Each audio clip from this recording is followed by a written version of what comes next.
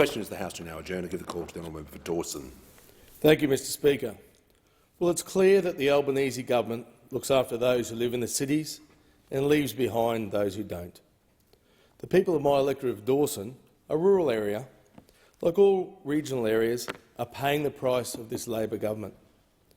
Key nation-building and community-strengthening infrastructure projects in my patch have been scrapped and will have devastating impacts. The Whitsundays is a tourism mecca, with 74 beautiful islands, and we are the heart of the Great Barrier Reef. Tourists come from across the globe to visit these islands and explore one of the 7 wonders of the world. With most families owning a boat, the Whitsundays have one of the largest boat ownerships per capita. Prior to the election, the Coalition committed $420,000 to the Whitsunday Volunteer Marine Rescue.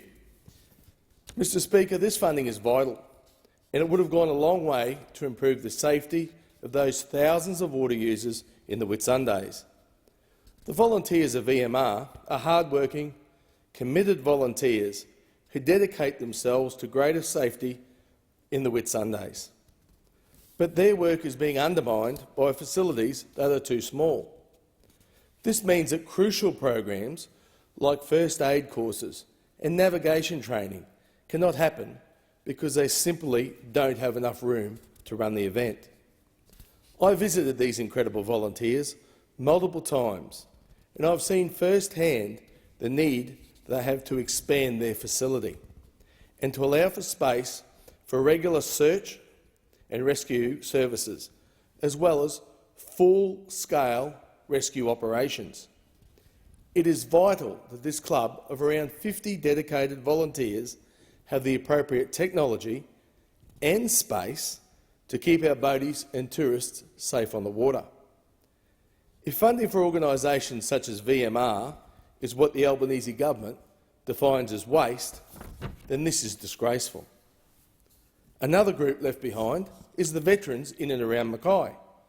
The Coalition government committed $5 million in my electorate of Dawson to invest in veterans' wellness.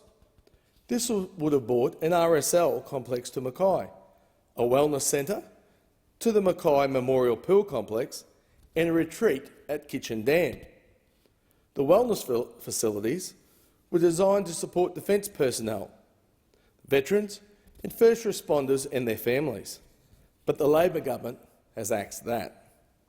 In fact, they've axed all veterans' wellness centres north of Brisbane. The regions are being brushed again. What kind of message does this send? I'm appalled.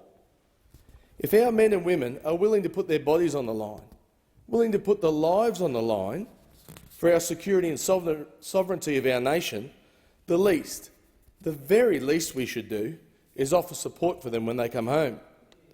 The peace of our country comes at a cost. There is an immediate cost, but there's also a hidden cost that chips away at the mental health of our returned servicemen and women. The toll is great on our veterans. Many of our veterans come home having experienced the terror of war, a trauma that can stay with them for the rest of their lives. When in government, the Coalition invested a record amount in our veterans, and that is a legacy I am extremely proud of.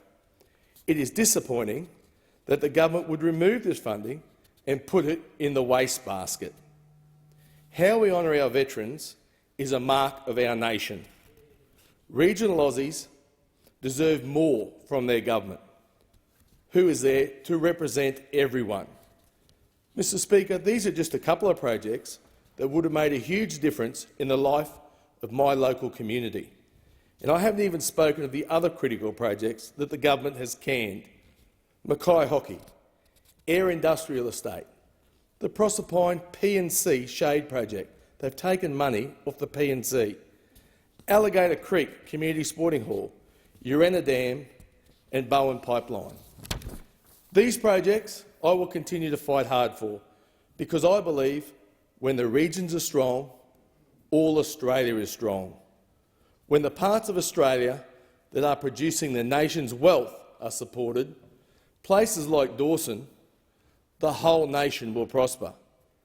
This government needs to step up and start representing all Australians.